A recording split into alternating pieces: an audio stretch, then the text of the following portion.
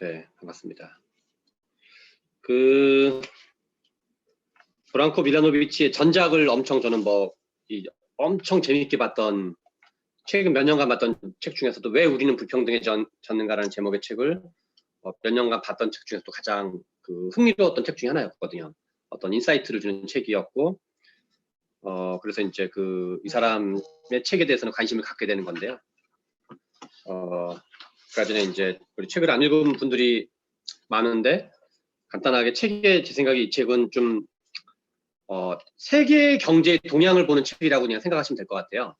크게. 그래서 이 책은 총 5부로 구성되어 있는데 1부는 자본주의 전반에 대해서 떠들고 있는 책이고, 그런데 자본주의가 언제 바뀌냐면 1990년대 이전 자본주의와 이후 자본주의가 달라져요.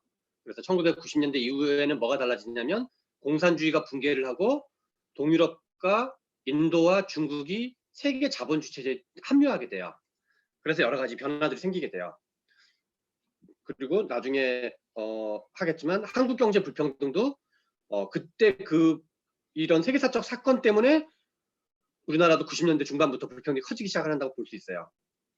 아무튼 그래서 1부는 전 세계 자본주의를 조망하는 내용이고, 2부는 미국식 자본주의, 자유성과주의적 자본주의를 얘기하는 거고, 3부는 중국식 자본주의를 얘기하는 거고, 4부는 유럽을 주로 얘기한다고 생각하시면 돼요. 그래서 유럽의 복지국가가 왜, 또는 사회민주주의와 복지국가가 왜 위기에 처했는가, 이렇게 이제 해서 미국, 중국, 유럽 이렇게 이제 한번 훑어준다고 생각하시면 되고요. 그게 2장, 3장, 4장이고 5부는 그래서 앞으로 크게 이 세 덩어리의 자본주의는 어떤 식으로 갈 건지 그렇게 이제 구성되어 있는 책이라고 생각하시면 될 것 같습니다. 그렇고요. 그 다음에 또 하나는 그냥 이제 내용은 다 읽어보시면 알 것 같은데, 이 브랑코 밀라노비치라는 사람은 제가 아직 PKT 책은 안 봤는데 제가 봤던 거에 의하면 세계적 불평등에 대한 세계적 권위자예요. 그래서 내용적인 걸로는 절대 PKT에 뒤지지 않는, 그리고 PKT가 약간 좀 지르는 맛으로 떠드는다 그러면 이 사람이 좀 더 오히려 더 논리적으로 단단한, 제가 보기에는 그런 거여서 불평등에 대한 세계적인 권위자인데, 이 사람의 전작이었던 왜 우리는 불평등해졌는가라는 책을 보면 제가 이 사람한테 깜짝 놀란 건 뭐냐면, 저는 이제 마르크스 관련 책들을 많이 봤던 사람이에요. 근데 이 사람의 전작을 보면 마르크스주의를 공부하는 사람들이 그 사람들만 볼 법한 책들을 어마어마하게 많이 봤어요. 그래서 레닌의 제국주의론이라든가, 로자 룩셈부르크의 공황이론이라든가, 힐퍼 등의 금융자본이론이라든가, 그래서 마르크스주의를 둘러싼 세계 논쟁사, 그러니까 1880년대 90, 그러니까 1800 마르크스 한 1850년대경부터 한 1960년대경까지 제3세계 이론까지를 이 브랑코 밀라노비치는 제가 생각에 세계적으로 권위 있는 학자 중에서 좌파 이론을 섭렵한 사람이에요. 이 사람이 쓴 거를 보면 그거를 읽은 사람만 언급할 수 있는 내용들을 막 다루고 있거든요. 그래서 한평생 저도 이제 일종의 이제 우리나라 80년대 운동권들이 그런 사람이 많은 것처럼 저도 이제 마르크스 책을 많이 봤던 사람인데, 지금 보면 약간 이제 추억의 무슨 사회과학 비슷하게 된 건데, 아무도 이제 거들떠보지 않는, 가끔 이제 교양용이나 자기 이제 아는 척하는 용도로만 쓰고 있는데, 아무튼 그래서 브랑코 밀라노비치는 사회주의 이론에 능통한 사람이에요. 사회주의 이론과 공산주의 이론과 세계 공산주의 역사에 대해서 능통한 여가지고 이제 그 사람의 자기의 장점이 잘 드러나 있는 책인 거죠. 아무튼 그런 정도 얘기를 하고 싶었고, 그 다음에 여기서 두 번째 이제 자유성과주의적 자본주의를 얘기하면서 그 다음에 이제 얘기한 게 중국의 자본주의인데, 중국의 자본주의에서 유의할 거는 뭐냐면 중국의 특수성이나 수출이 안 될 거다 이런 얘기도 하는데, 중국은 거꾸로 뭐를 모방을 했냐면, 우리 이제 지난번 했던 아서 크레버의 127가지 질문으로 알아보는 중국 경제라는 책이 나오는데요. 중국의 모델은 동아시아 발전국가였어요. 그래서 이제 동아시아 발전국가 모델을 중국의 현실에 맞게끔 약간 변형해서 이제 중국식 어떤 사회주의적 시장 경제라고 본인들은 표현했던. 그래서 실은 중국 모델의 원형은 뭐냐면 중국이 엄청나게 중요하게 참고한 모델은 한국 모델과 일본 모델과 싱가포르 모델이에요. 또는 이제 좀 확장하면 홍콩은 아니고 이제 홍콩도 활용을 했죠. 그래서 싱가포르 모델 리카뉴한테 자문을 되게 많이 구했고 그다음에 일본한테 자문을 많이 구했죠. 그래서 싱가포르 모델, 일본 모델, 한국 모델이 짬뽕돼서 그 한 거가 중국 모델의 국가자본주의 모델이고 중국 모델의 그리고 한국 모델도 마찬가지지만 또 원조가 누구냐? 그러면 일본의 발전국가예요. 일본의 발전국가고 동아시아 발전국가죠. 일본의 만주국에서 실험되었던 기시 노부스케 아베 할아버지도 뭐 등등 관여했던 그 시대에 그래서 그런 이제 아시아 그다음에 이제 동남아시아가 있고 동북아시아가 있으면 동북아시아가 상대적으로 문명이 발달하고 이제 국가가 발달하고 뭐 등등 그다음에 여러 가지 요인이 그랬는데 그래서 이제 그 동아시아 발전 국가 모델이 담겨 있다. 그다음에 이 아까 전에 우리 이제 규명 씨가 그런 얘기했는데 이 책에서 되게 비중 있게 나오는 내용은 실제로 동류혼에 대한 얘기예요. 그래서 저는 개인적으로 최근 한 뭐 4, 5년간 불평등에 관한 책들을 되게 많이 본 편이고 뭐 논문도 좀 보고 왜냐면 제가 불평등에 관한 책을 쓰고 있기 때문에 우리나라에서도 그 이제 불평등 세계적인 불평등 논의에는 여성의 사회 진출이 올라가고 그리고 결혼 제도는 원래 계급 결혼을 특징으로 해요. 이거는 결혼 제도가 탄생할 때부터 그래요. 그래서 결혼 제도가 가장 잘 남아 있는 거는 이제 연애는 개인 대 개인의 관계가 연애인 거고 결혼은 가문 대 가문의 관계가 결혼 제도의 가장 큰 특징이에요. 그래서 결혼 제도의 특징이 가장 잘 남아 있는 거는 재벌의 암흑의 무슨 재벌의 뭐랑 무슨 정치인이 결혼했다든가 A 재벌의 뭐 아들이랑 B 재벌의 딸이 결혼했다든가 이게 실은 결혼제도 특징이 가장 잘 남아 있는 거죠. 그래서 결혼제도는 원래 계급 결혼을 특징으로 하는데 옛날에는 남성만 경제 활동을 할 때는 이제 불평등이 적었는데 여성도 이제 경제 활동을 하니까 이 격차가 더 커진 거죠. 그래서 이 불평등의 여러 가지 글로벌한 현상이 선진 자본주의에서 계급 그러니까 여성의 지위가 올라간 거. 그래서 회계사 남성과 변호사 여성이 결혼하면 이제 불평등이 더 커지는 거죠. 근데 한국에서는 어떻냐면 이건 이제 제가 그냥 공부했던 거를 좀 얘기 드리면 한국에서도 한국노동연구원 박사들이나 보건사회연구원 박사들이나 KDI 박사들이나 아니면 이제 그 뭐 중앙대 신광영 교수님이라든 이런 사람이 그 불평등 실증 데이터를 많이 한 게 있어요. 한국에서는 결혼이 불평등의 주요 원인이 아닌 걸로 나와요. 그거는 한국에서는 매우 미미해요. 전혀 없진 않지만 거의 뭐 있는 포착될 때도 있고 포착 안 될 때도 있을 정도로 매우 미미한데 그러면 우리가 이제 그 예컨대 정의당이 좋아하는 프레임은 뭐냐면 상위 1% 부자 개념이에요. 근데 상위 10% 부자라는 개념으로 넓히면은 뭐가 걸리냐면 민주노총 조합원 거의 다가 상위 10%에 걸려요. 물론 민주노총 중에서도 약간 비정규직 노동자들도 있긴 하지만 현대자동차, 뭐 우리 현대에 소속된 민주노총 조합원 거의 전부, 무슨 뭐 대우에 소속된 민주노총 조합원 거의 전부.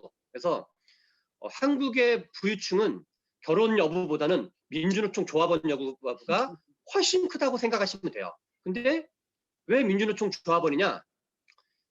한국의 불평등의 상단에는 누가 있냐면 1%에는 안 걸려요. 1%는 아주 고소득 전문직, 의사 중에서도 나이가 좀 많은 의사, 50대 이상 의사, 요즘 젊은 의사는 그 정도로 그 시장이 크지가 않기 때문에 그래서 우리나라는 왜 민주노총과 또 동의어가 뭐냐면 수출 제조업 대기업이에요. 그래서 수출 제조업 대기업과 민주노총이 이퀄은 아니지만 상관계가 상당히 높다. 한국에는 뭐 우리나라는 극단적으로 노동조합이냐 노동조합 아니냐로 불평등 데이터 조사하면 압도적으로 노동조합이 소득이 높은 걸로 나올 거고 남성과 여성이 차이 나보다 아마 더 나면 더 낫지 덜 나지 않을 것 같고 제 생각에 그리고 동류혼으로 결혼한 사람과 아닌 걸로 해도 제가 보기에 민주노총 조합원을 꼈냐 안 꼈냐 또는 민주노총 조합원끼리 결혼했냐 이런 걸로 아마 더 높게 나올 건데 그거는 뭐 민주노총이어서가 아니라 수출 제조업 대기업인데 우리나라의 소득의 상위 레벨에 있는 거는 결국 대기업이고 우리는 한국의 대기업은 나라마다 좀 달라요. 한국은 고부가가치 수출 제조업 대기업인 거고 근데 독일은 좀 다를 수 있는 거죠. 독일은 중소기업 기반이 넓기 때문에 약간 중소기업도 수출을 많이 하거든요. 거기는. 그리고 미국은 또 다를 수 있어요. 미국은 대기업이 수출이 아니라 내수에 중심이 있어요. 그 미국의 내수 그 어떤 고소득자들은. 그래서 실제로 우리가 저는 이제 아무튼 불평등 관련된 걸 몇 년째 계속 뭐 한참 부지런히 약간 또라이처럼 공부를 하고 있는 중인데 이게 나라마다 실제 다를 수 있다. 그래서 외국 이론을 컨트롤 C, 컨트롤 V에 한국에 적용하면 보통 우리가 미국에서 유행하는 이론이거나 유럽에서 유행하는 이론을 한국에 이제 이 학자들이 번역해가지고 이제 한국에 들어와서 그거를 블라블라 하면서 한국에서도 이제 뭐뭐 해야 된다, 뭐뭐 해야 된다고 떠드는 경우가 많은데 실제로 보면은 그렇지 않은 측면도 상당히 많다.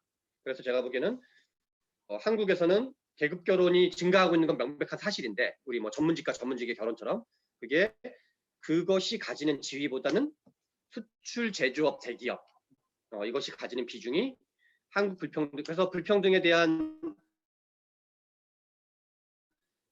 이 회기분 자리타르면 뭐가 상관가 높냐면 기업의 사이즈 고용 형태도 안 중요해요. 정규직 비정규직의 불평등 설명하는 것도 쥐꼬리보다 조금 더 큰 정도예요. 그래서 그것도 다 운동권들이 많이 뻥들이고 우리나라에서 가장 상관계가 높은 건 기업의 사이즈 이 소기업에서 일하냐 대기업에서 일하냐 수출을 하냐 수출을 안 하냐 나이를 많이 먹었냐 덜 먹었냐 심지어 학력도 안 중요해. 우리나라는 대학이냐 고졸이냐 중요한 게 아니라 고졸인데 현대차 들어간 거랑 서울대인데 편의점 알바를 하면 서울대보다 고졸이 월급이 훨씬 세요. 그러니까 현대차니까 그런 거죠. 현대차 뭐 이렇게 대기업 계열사면. 그래서 한국의 신분을 규정하는 거는 대기업 수출에 취업을 하는 순간 비정규직이든 정규직이든 뭐든 대박을 치는 거고 뭐 서울대 졸업했어도 이제 편의점이라든가 뭐 아무튼 뭐 좀 중견기업에 있거나 그러면 뭐 그냥 이렇게 평범한 좀 이렇게 뭐 중산층이 되기도 버거워지는 뭐 이런 상태 비슷하게 된다. 그래서 아무튼 우리 주변에도 이제 뭐 고학력인데 이런저런 이제 취업으로 고생을 하고 있는 친구들이 많이 있을 수 있는데 아무튼 외국의 불평등 이론이 한국에 꼭 적용되는 건 아니다. 얘기를 이제 뭐 부가로 말씀드리겠습니다. 이상입니다. 네, 감사합니다. 자, 그러면 오늘 단체 사진 찍고 마무리할 건데 일단 그 전에 제가 지금 설문조사를 테스트해 볼 게 하나 있어갖고 내일 아침에는 청년 여성들 때문에 여기서 한번 해보려고 하거든요. 제가 지금 올려드릴 테니까 자, 요거 보시고 3명을 선택해 주세요. 지금 보내드렸죠? 지금 보고 계시죠? 요거 보시고 다음 중 가장 좋아하는 사람 3인을 선택하세요. 1. 최병천, 2. 윤범기, 3. 김두수, 4. 유창우, 5. 고한석, 7. 김규명, 7. 민지용, 8. 황종석, 9. 송가연 이렇게 적었습니다. 여러분 3인 3명까지만 투표하셔야 됩니다. 3명까지만. 고를 수가 없어요. 왜 없어? 마음에 드는 사람이 없어. 네. 누르세요. 억지로 최악을 피해서 고르세요. 누르세요. 일단 본인 누르면 됩니다. 본인. 네, 자기 누르세요. 네. 어디 눌러야지. 해보자. 제출. 오케이, 제출되었습니다. 다들 제출하셨나요? 네, 뭐 재미를 해보는 거니까 큰 의미는 두지 마시고 그냥 시험삼아 한 겁니다. 자, 1등은 최병천 보좌관님 축하드립니다. 9명, 와, 그 전원 다 찍었고요. 10명, 전원 다 찍었어. 2등은 나, 윤범기. 고생한다. 9명, 1명 빼고 찍었어. 3등은 김두수 대표님, 5명 축하드립니다. 그 다음에 이제 고한석, 민지용, 황종섭 이렇게 한 표씩 받으셨네요. 네, 축하드립니다. 91%니까 아직 한 명은 투표 안 했는데 뭐 대충 끝내도록 하겠습니다. 고생하셨습니다. 자, 이렇게 하면 된다. 재미삼아 한번 해봤습니다. 결과 한번 공유해 보겠습니다. 짜잔, 이렇게 적어볼 수가 있네요. 자, 수고하셨습니다. 자, 단체 사진 찍을 테니까 화면 좀 잠깐 켜주세요. 비디오 좀.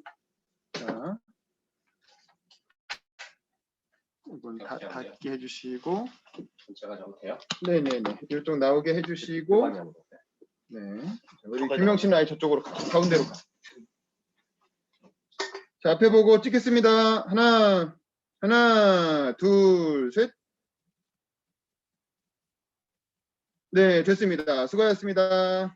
자, 다음 주에 또 봬요. 빠이빠이. 고맙습니다. 고생하셨습니다. 수고했습니다.